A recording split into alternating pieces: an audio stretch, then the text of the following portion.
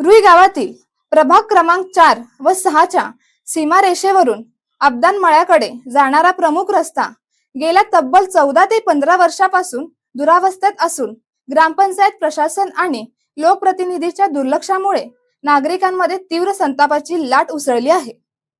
वारंवार तक्रारी करूनही केवळ पाहणी आणि आश्वासनाची खैरात केली जात असून प्रत्यक्षात एकही ठोस उपाययोजना करण्यात आलेली नसल्याचे आरोप ग्रामस्थांनी केला आहे। या रस्त्याची अवस्था इतकी बिकट झाली आहे की खड्डे, चिखल आणि निचऱ्याअभावी पसरलेल्या घाणीमुळे नागरिकांचे चालणेही धोकादायक बनले आहे।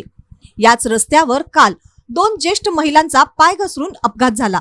दुर्दैवाने मोठी जीवितहानी टळली असली तरी या घटनेमुळे परिसरात भीतीचे वातावरण निर्माण झाले आहे। आम्ही मेल्यावरच हा रस्ता करणार का असा संतप्त सवाल अपघातग्रस्त महिलांनी प्रशासनाला केला आहे।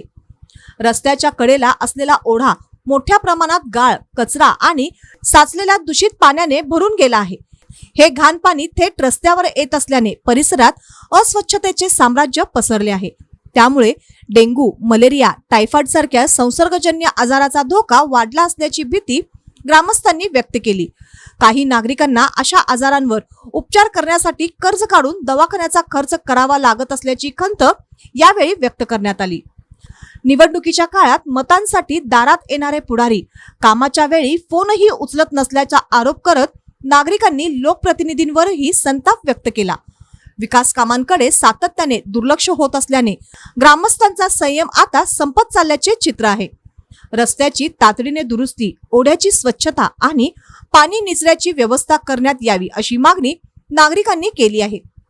अन्यथा येणाऱ्या निवडणुकीत मतदान मागण्यासाठी या भागात कोणीही येऊ नये असा इशारा देत ग्रामस्थ स्वतः वर्गणी काढून मुरुम टाकतील आणि जेसीपीच्या सहाय्याने रस्ता बंद करण्याचा मार्ग अवलंबतील असा गंभीर इशाराही त्यांनी दिला आहे। अब्दान मळ्याकडे जाणारा हा रस्ता शेती, विद्यार्थी, महिला व ज्येष्ठ नागरिकांच्या दैनंदिन जीवनाचा महत्त्वाचा दुवा असल्याने प्रशासनाने तात्काळ दखल घेऊन काम सुरू करावे अशी एकमुखी मागणी ग्रामस्थांकडून करण्यात येत आहे। आम्ही पडलं इथं, आमचं अंगराड झालं, पडलं, गुडघा फुटलं आमच्या काय घरात करायला कोण या जायला वाट नाही झाली। ढासते होत्यात का नाही? ढास होत्यात, चिलट होत्यात, मग किती दिवस झालं सांगायला? किती दिवस झालं सांगायला? 4 वर्ष झालं वाट बाद झाली आमची, या जायला वाट नाही झाली। तक्रार केला का नाही? मग आता करायची की माणसं मेल्यावर। काल कुठे पडलाय? त्या तिथं पडलोय बाबा, गुडघा फुटलाय माझा। होय, हा, मग आता कामाला कसं जाणार? आता कसं जायचं? बसून काम करायचं, लोक उभा राहून करतात तर होय। बघ की बाई कसं मला का सांगतात। काल संध्याकाळी वैरण घेऊन येताना रोड चांगला नाही म्हणून पडलो। कुठं पडलासा? इथंच की रोडवर। कशामुळे पडलासा? पाय घसरून पडलं। माझं नाव किशोरी आशुतोष कराळे असून मी या गावची रहिवासी आहे।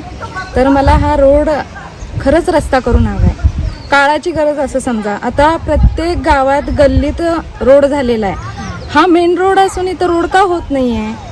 माझी अशी कुणाशी तक्रार नाही आहे किंवा ग्रामपंचायतची भांडण नाही आहे। कित्येक वेळा जाऊन मी ग्रामपंचायतमध्ये नोंदणी अर्ज दिला, तक्रारी अर्ज दिला, सगळा अर्ज देऊन बसली मी।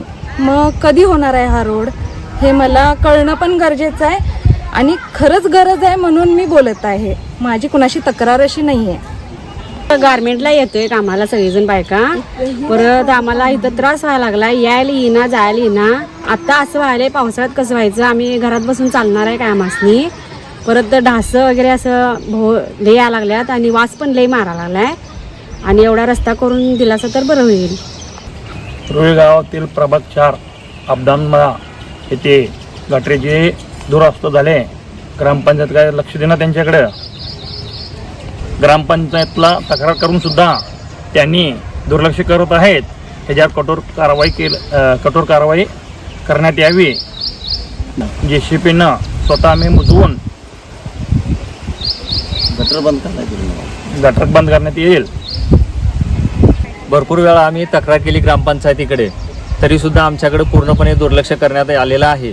ज्यावेळेला इलेक्शन येतं त्यावेळेला फक्त येऊन बघून जातात, पाणी 4 वेळा उपसून जातात, तेवढ्यापुरतं तेवढं काम होतं, बाकी नंतर सगळं ठप्प राहतं। आता आमच्या घरातली इथं ढासा सगळे होतात, घरातले आता पूर्णपणे आजार आहेत. मुलग्याला आता 2 महिन्यापूर्वी डेंग्यू झाला होता, त्याची जबाबदारी कोणाची आहे? आता जर हे झालेलं नाही तर मी माझ्या स्वखर्चाने JCB घेऊन हा रस्ता पूर्णपणे बंद करणार आहे. मला हा रस्त्याचं काम हे पूर्ण झालं पाहिजे.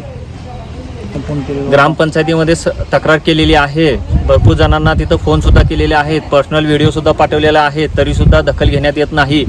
आता माझ्याकडे एकच पर्याय आहे, स्वखर्चाने JCB आणायचा आणि हा रस्ता पूर्णपणे बंद करून टाकायचा.